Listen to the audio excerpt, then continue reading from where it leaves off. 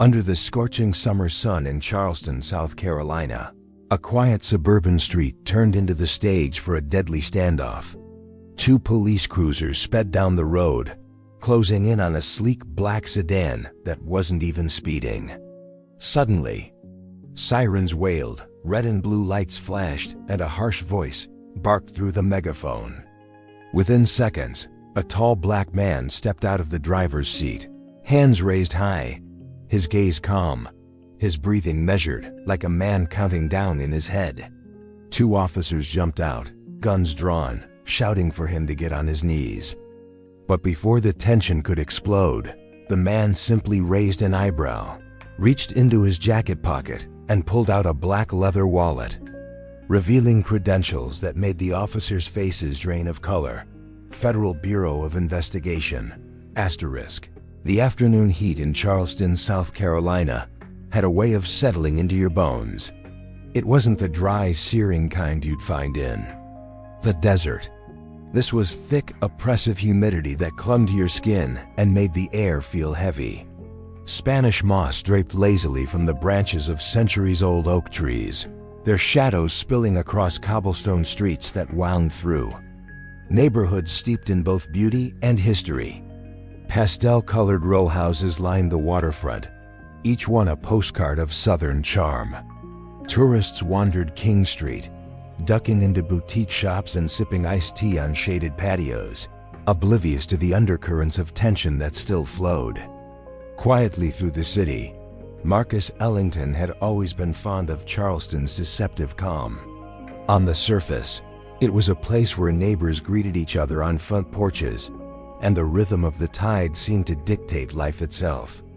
But as an FBI agent, and not just any agent, but the assistant director for counterintelligence, Marcus knew that beneath the postcard views was a city that could turn unpredictable in a heartbeat. His work had brought him to Charleston many times over the years, though usually in the shadows, without fanfare, and without the locals ever knowing the real reason for his visits. That afternoon, Marcus wasn't on an official field operation. At least not the kind that came with a full tactical team or an armored SUV. He was here for something quieter, something that required a personal touch, a follow-up conversation with an informant tied to an ongoing counterespionage case. The meeting had been discreet, conducted in the back booth of a nearly empty seafood restaurant tucked away from the tourist crowds. No recording devices, no visible security detail. Just two men talking over plates of shrimp and grits while the ceiling fan stirred the humid air.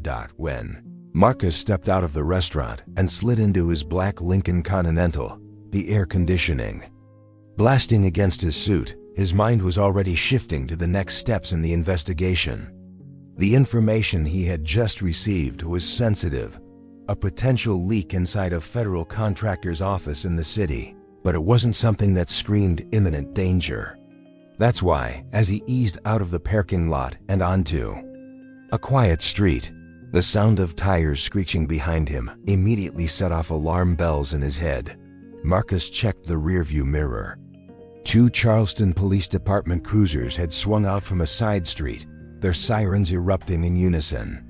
The red and blue lights splashed across his rear window like a strobe. His first instinct was to check his speed. He wasn't speeding. His plates were clean.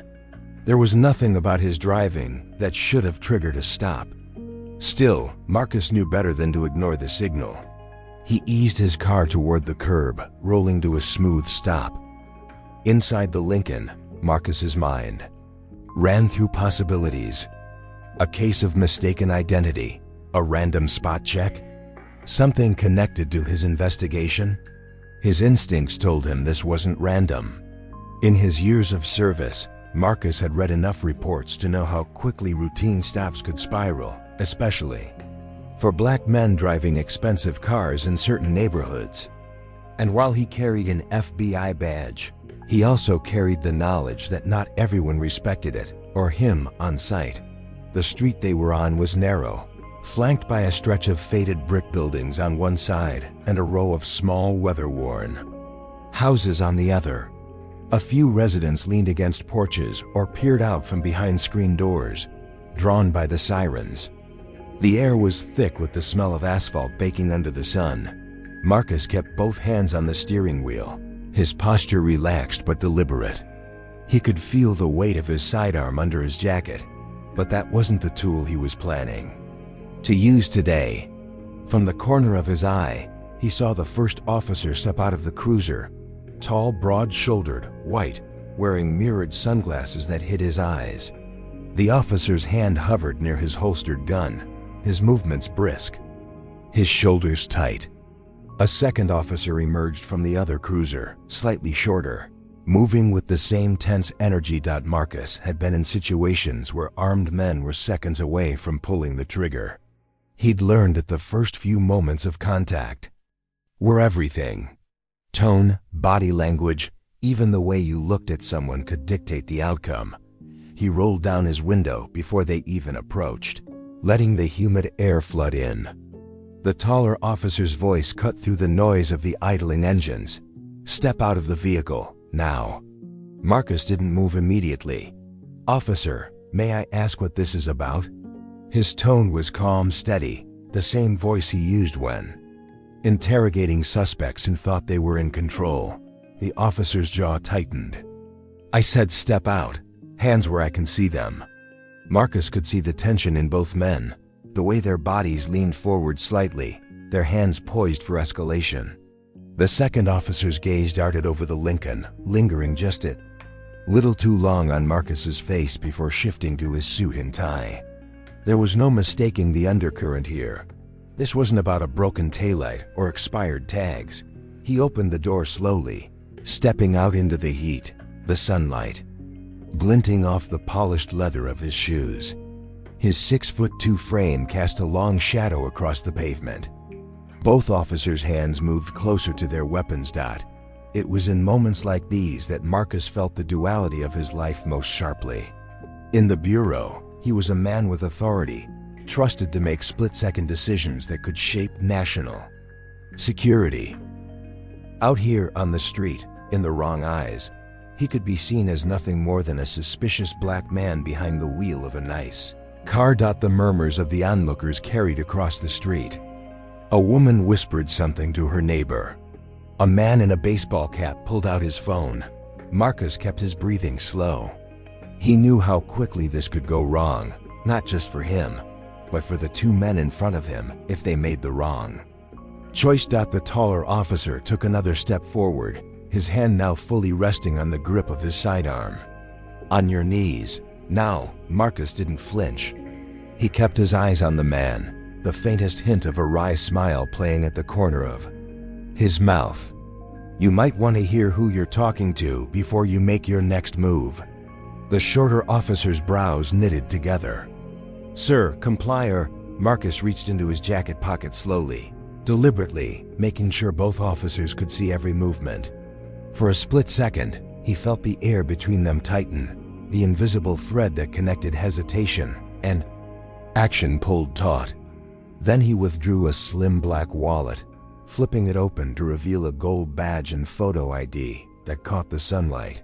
The taller officer blinked, leaning in to read the words stamped in bold across the top: Federal Bureau of Investigation. The taller officer's hand tightened around the grip of his sidearm, the tendons in his wrist flexing beneath the weight of decision. The shorter one's stance shifted into a wider, more aggressive posture, eyes flicking between Marcus's face and the wallet in his hand. For a long second, no one spoke. The street seemed to hold its breath. Then, the taller officer broke the silence. "Put that down, step back, hands in the air." Marcus didn't move. He kept his gaze steady, his voice level. "You've just drawn weapons on a federal agent. You might want to reconsider your next words." That earned a flicker of uncertainty from the shorter officer. His eyes darted to the badge again, but his jaw stayed locked. "This doesn't prove anything. Anybody can carry a fake badge." Marcus could feel the heat rising off the asphalt, smell the faint tang of gun oil from their holsters. He knew the dynamic, two officers already amped up from whatever call they thought they were answering. unwilling to lose face in front of a small crowd gathering on porches and sidewalks. A handful of cell phones were now pointed their way. "What's the probable cause?" Marcus asked, still not raising his voice. "You match the description of a suspect involved in a break-in 2 blocks over," the taller officer said. His tone was flat, rehearsed. Marcus arched an eyebrow. "A suspect driving a Lincoln Continental, wearing a suit, in the middle of the afternoon?" The taller officer's expression didn't change. "Step away from the vehicle." Marcus took a slow step forward, closing the distance just enough for his voice to drop into a lower register that carried more weight. "If you think I'm your suspect, detain me.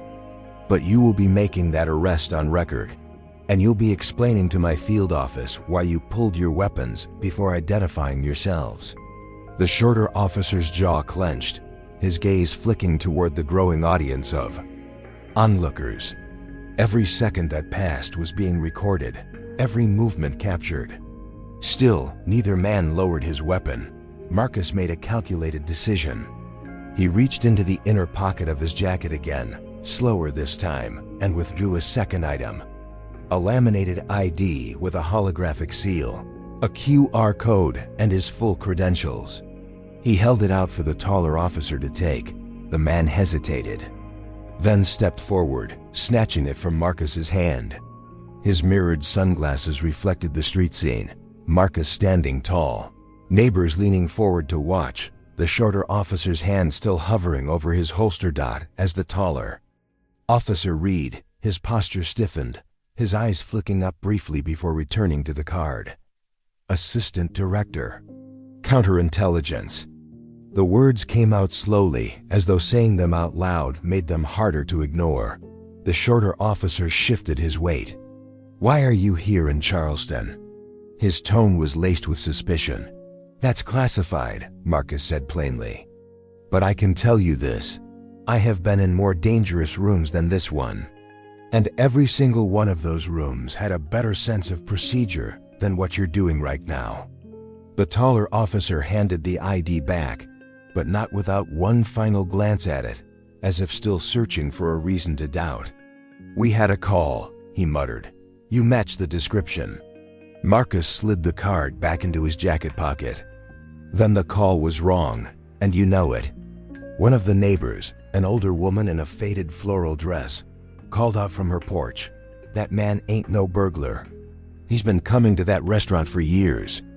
A ripple of murmurs followed, breaking the silence that had held the block. The tension began to shift, but Marcus knew better than to believe it was over. "You might want to call your watch commander," he said. "Tell them you've just stopped an FBI assistant director in the middle of a federal investigation. Then ask if they'd like the paperwork that comes with it." The shorter officer bristled, but the taller one's shoulders dropped slightly. He turned toward his cruiser. Without another word, reaching for the radio. Marcus stayed where he was, hands at his sides, gaze locked on the two men. He could feel the heat of the moment cooling, but a part of him remained wound tight. Encounters like this didn't always de-escalate cleanly. Sometimes pride got in the way. Sometimes fear did. The taller officer spoke quietly into his radio. His back turned to Marcus. The shorter one lingered near the hood of his cruiser, watching Marcus like a man who still wasn't convinced. "You ever think about what happens if you're wrong?" Marcus asked him. The shorter officer didn't answer. The taller officer returned, his voice clipped. "We're clear. You can go." Marcus didn't move immediately. "No apology?" The taller officer's jaw flexed. "Just doing our job."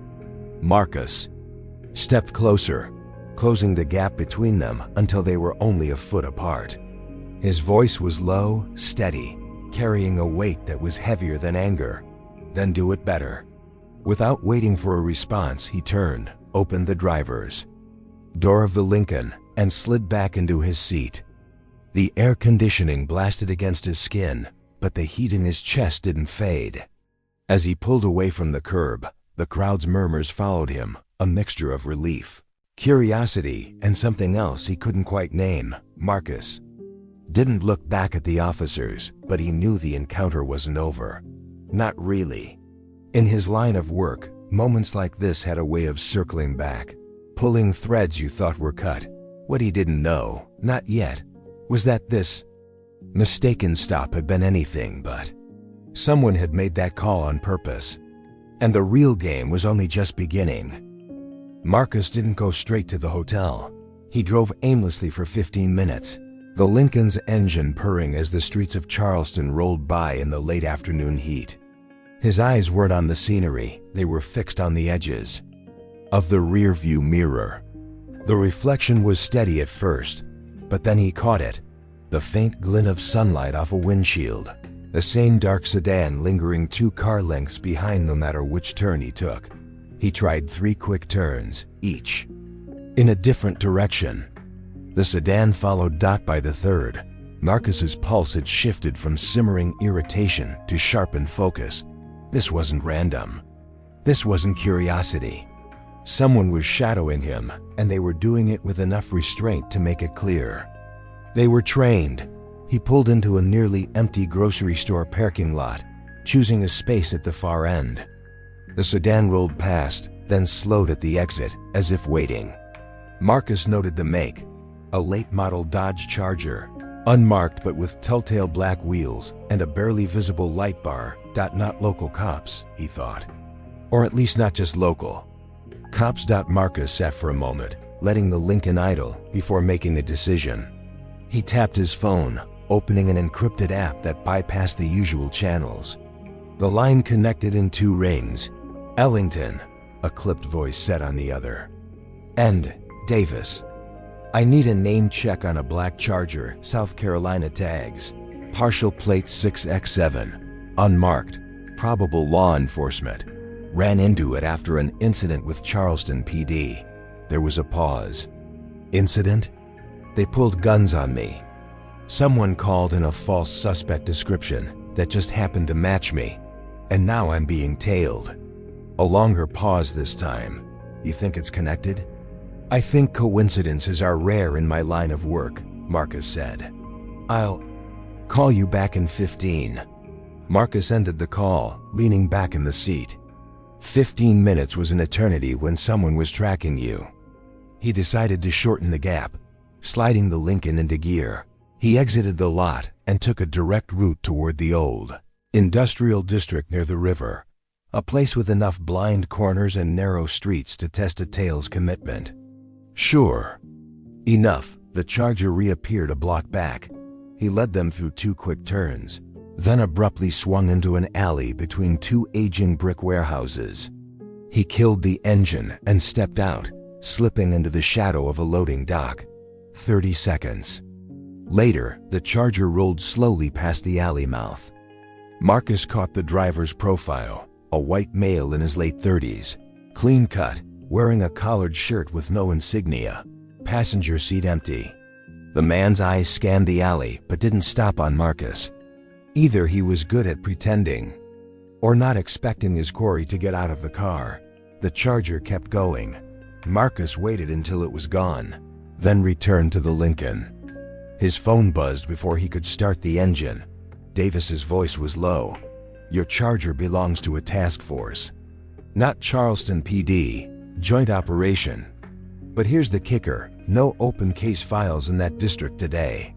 Which means they're working off books. Agency? Marcus asked. Not FBI. Not officially anyway. Name attached to the vehicle is Special Agent Rick Holden, Homeland Security Investigations. Marcus's jaw tightened. HSI doesn't have jurisdiction for whatever they think they're doing here. Exactly. Which makes this your favorite kind of mess. Marcus ended the call without another word. Holden. He didn't know the man personally, but he knew the type. Mid-level federal operators who blurred lines when it suited them, answering questions only after the damage was done. He merged back onto the main road, this time heading toward his real destination, the safe house. Charleston's field office kept one on the north side of the city, tucked in plain sight behind a fake import-export company. By the time he pulled into the back lot, The sky had shifted into that late gold hue of a southern evening. He keyed in through the side door, bypassed the front office facade, and stepped into the cool interior of the operations room. Only one person was inside, Special Agent Lena Voss, her hair pulled into a tight bun, sleeves rolled up, eyes glued to a bank of monitors. She looked up when she saw him. "Thought you were staying under the radar," she said. "So did I," Marcus replied, dropping into the chair beside her. "Local PD stop, guns drawn. Then an HSI agent tails me through half the city. Someone fed them my location." Lena frowned. "Could be bad intel. Or," Marcus countered, "someone's making sure I know they can get close." He leaned forward, scanning the data on her screens. Most of it was surveillance from a dockside warehouse, the actual reason Marcus was in Charleston. A suspected smuggling route, linked to a network they'd been chasing for months. It was supposed to be a controlled operation. "You think your case and this stop are connected?" Lena asked. Marcus's eyes didn't leave the monitors. "I think my name's on more than one list right now." Before Lena could respond, one of the feeds flickered. A camera overlooking the warehouse entrance went dark. "Power issue?" she asked. Marcus shook his head. "No, someone's there." He stood, already heading for the weapons locker. The street stop, the tail, the camera blackout, the sequence wasn't random. It was pressure. Someone wanted him reactive, chasing. Too many fronts at once. He checked the slide on his sidearm and looked at Lena. "Stay here. Keep the other feeds lev. If that charger shows up, I want eyes on it." As he stepped out into the humid evening air, Marcus felt the shift. The moment when a problem stopped being defensive and became offensive. The street stop had been the spark. Whatever was happening at that warehouse was the fire. And somewhere in the heat, someone was counting on him to burn. The warehouse loomed ahead like a slumbering giant, its corrugated metal siding streaked with rust, the number 47 stenciled above the loading dock in faded paint. The air down by the docks was thicker, heavy with the smell of salt water and diesel. Fuel. Marcus moved with deliberate precision, his footsteps silent over the cracked asphalt. This wasn't a blind approach. He'd been here before during earlier surveillance runs, knew the layout, knew the choke points. But tonight, something was different. The faint hum of the security lights was gone. The cameras he'd installed with Lena's team were offline. Someone had erased their eyes. His earpiece crackled. Lena's voice, low and steady. "Marcus, Charger just passed your position 2 minutes ago. Didn't slow down. No sign of Holden." "Copy," he murmured, eyes fixed on the yawning black of the side entrance. "Keep the line open." He reached the door and crouched, noting the splintered lock plate. It wasn't forced with a crowbar, too clean for that. This was a professional entry. Whoever it was knew how to get in without setting off alarms, sliding. Inside, he was met with a cavernous space swallowed by shadows, the skeletal frames of shipping containers forming narrow corridors. Somewhere deeper in, a faint metallic clang echoed, followed by the scrape of a heavy object being dragged. Marcus drew his Glock, moving between containers, his senses narrowing to sound and movement. Another clang, closer now. He paused, listening. Voices, packages in the van. Boss wants it gone before sunrise. The first voice was deep, southern drawl, the kind that stretched words like warm taffy. The second voice was sharper, more clipped. "And the FBI guy? Holden says he's on it. Either way, he's not a problem after tonight." Marcus's grip tightened. They weren't just moving contraband, they were talking about him. This wasn't just a smuggling op, it was a setup. The street stop, the tail, the blackout, all pieces meant to distract and corner him here. He advanced another few steps. The voice is now less than 30 feet away. Through the narrow gap between two containers, he caught sight of them, 3 men in dark tactical gear, faces half hidden under caps. One was loading crates into a van, another stood watch with a short-barreled rifle, and the third, the one giving orders, was checking a clipboard. Marcus recognized him instantly. Rick Holden. Holden looked almost exactly like his file photo, clean-cut, early 40s, eyes that scanned everything but never lingered too long. But there was something else, the smugness of a man who thought he was untouchable. Marcus didn't step into the open right away. He calculated. 3 armed men, 1 van, narrow field of fire. If he engaged now, Holden might slip away in the chaos. His earpiece crackled again. Lena. Marcus, you're moving off my grid. Do you need backup? Negative, Marcus whispered. Not yet. He waited for the guard with the rifle to turn his back before moving, fast and silent, slipping behind a stack of pallets. From here, he had a clear line on Holden. Rick Holden, Marcus called out, voice cutting through the warehouse like a blade. The reaction was instant. Holden's head snapped up, the guard swung his rifle around, and the man at the van froze. Mid-lift, Holden's smile was thin. Well, look who couldn't stay out of the way. Funny, Marcus said, stepping into the dim light, gun leveled. That's exactly what I was thinking about you. Holden spread his hands, mock casual. You're way out of your jurisdiction, Ellington. This is an HSI operation. You've got no business here. I've got business when federal agents are running illegal shipments and setting up ambushes. Holden's eyes flicked toward his men, a silent signal Marcus caught. Before they could move, Marcus fired, a single, precise shot that shattered the overhead light above the guard, plunging the far side of the warehouse into deeper shadow. The guard cursed and fired wildly, rounds sparking off metal. Marcus dropped behind the pallets, moving laterally, keeping them guessing. From the van, the third man lunged toward the driver's seat. Marcus popped up just long enough to send 2 rounds into the engine block, smoke hissing as coolant poured onto the concrete. Stand down. Marcus barked. Nobody leaves this building until we talk. But Holden wasn't listening.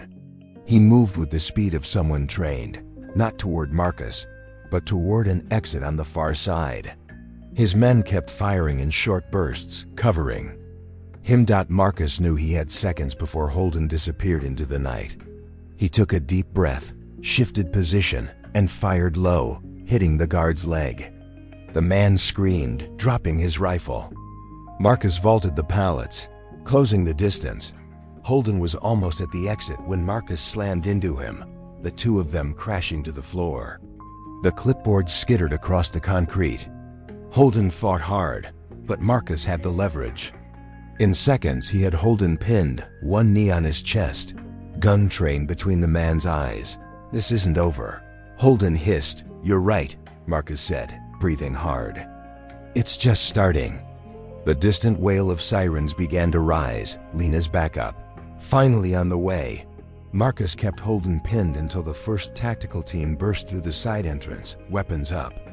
In the corner of his vision, he saw the wounded guard being restrained. The other man face down on the concrete dot. As the team took Holden into custody, Marcus retrieved the clipboard. One glance at the manifest was enough. Shipment codes, drop locations, and a list of initials that would blow open more than just a smuggling ring. When he stepped out into the night air, the humid breeze felt different. The tension wasn't gone, it had only shifted. Because this wasn't the kind of operation that ended with one arrest. This was the kind that meant the real fight was still ahead. The Charleston night had settled into that strange quiet that follows chaos. The wail of sirens was gone, replaced by the steady thrum of diesel engines from the tactical vehicles lined along the dock. The air still smelled of gunpowder and hot metal, and the warehouse behind Marcus was now crawling with agents from multiple agencies. Some he trusted, many he didn't. Marcus stood near the rear bumper of a Bureau SUV, his suit jacket hanging open, shirt clinging damp against his skin. His Glock was back in its holster, but his posture stayed taut.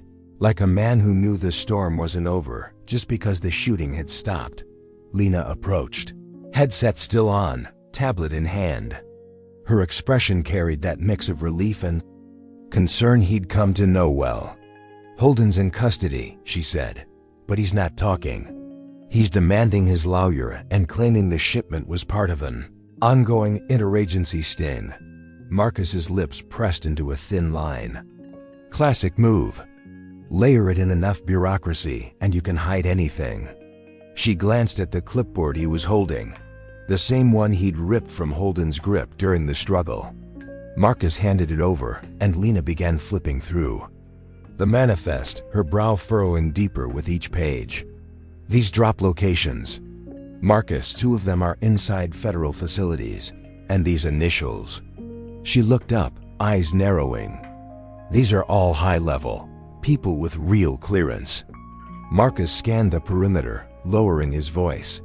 "Which means Holden's not the top, he's just the cutout. The real names aren't on that clipboard." Inside the warehouse, the sound of metal doors slamming echoed out. Holden was being escorted toward a waiting armored van, his wrists cuffed, a faint smirk still etched on his face. Marcus watched him closely. The smirk wasn't defiance, it was confidence. The kind a man wears when he knows someone bigger. "We'll clean up the mess for him," one of the Charleston PD captains approached, removing his cap and wiping his forehead. "Appreciate your help tonight, Director Ellington," he said. "But I've got to tell you, there are people upstairs asking why the Bureau's been poking around without looping them in." Marcus kept his gaze on Holden as he was loaded into the van, because the people upstairs might be the reason this operation exists in the first place.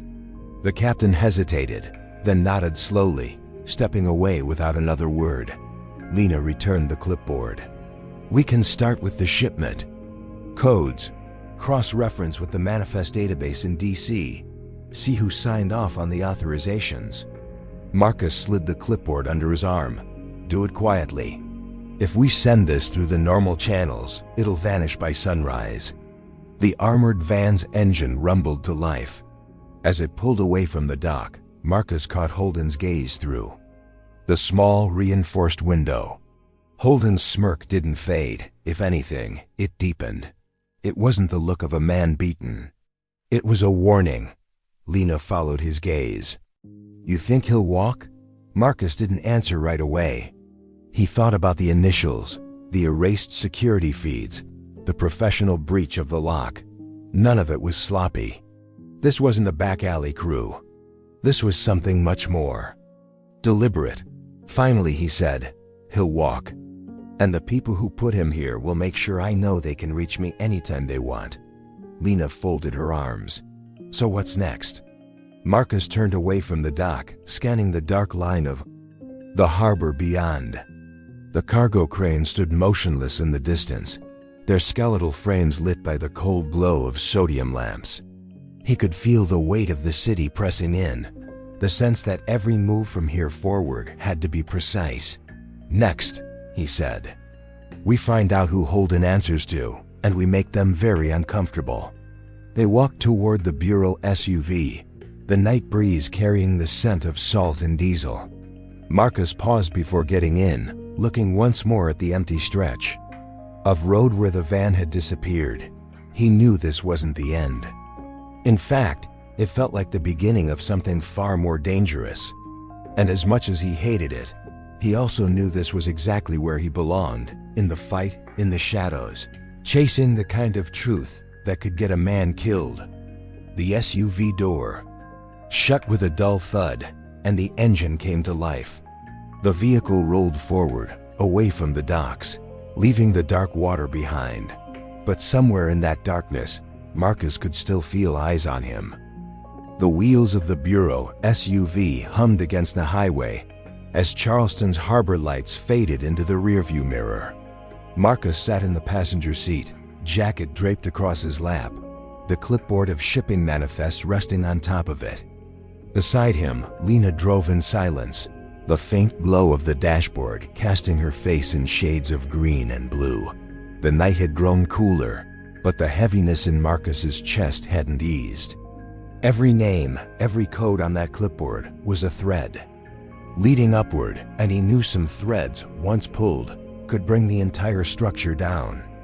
The problem was, he didn't yet know which hands held the scissors. His phone vibrated. The caller ID was blocked. Marcus exchanged a glance with Lena, then answered, "Ellington." The voice on the other end was calm, almost friendly, but carried that unsettling weight of someone who knew exactly who they were speaking to. "Assistant Director, good work tonight. Shame about Holden, though. These things can get so messy when people don't stay in their lanes." Marcus's jaw tightened. "Who is this? Think of me as someone who appreciates order. And you're starting to make a mess. My advice? Put that clipboard back where you found it, and maybe take some time off." The line went dead. No click, no tone, just gone. Lena's grip on the wheel tightened. "They know you have it." Marcus looked down at the clipboard. "They knew before we left the docks." By the time they reached the Bureau's Charleston field office, the building was dark except for a few windows on the upper floors. Inside, the night shift agents gave Marcus the kind of glances that told him rumors were already spreading. He didn't stop to talk. In his temporary office, Marcus slid the clipboard into a locked drawer, then placed a small strip of paper between the frame and the metal edge, a trick he'd used for years to see if anyone tampered with his things. Leaned back in the chair, staring at the ceiling. The night's events played in his mind like a slow reel. Holden's smirk, the initials on the manifest, the phone call. It was a dance he knew too well. The higher the stakes, the fewer people you could trust. Lena appeared in the doorway. "I ran the codes from the manifest. 2 of them are dead ends, scrubbed clean, but 1 of them is still active." She handed him a slip of paper with an address in Arlington, Virginia. Marcus took it, folding it neatly into his pocket. "That's where we start, but not tomorrow. Tonight, we let them think they've scared us off." He stood, shrugging back into his jacket, the weight of the holstered Glock familiar against his side. Before leaving, he paused at the window, looking out over the quiet streets of Charleston. Somewhere out there, Holden was being processed, questioned, and probably already making arrangements to vanish. But Marcus wasn't finished, not with Holden, not with whoever had called him. And definitely not with the names behind those initials. As he and Lena stepped out into the night, the hum of the city felt sharper, every shadow a little deeper. The case was far from over. It was just going underground, and so was he. The SUV door closed, the engine rumbled to life, and they pulled away from the Bureau. Marcus watched the city lights blur past, the folded address in his pocket feeling heavier than any gun. Somewhere in the distance, thunder rolled over the Atlantic. And Marcus Ellington smiled. The game had only just begun.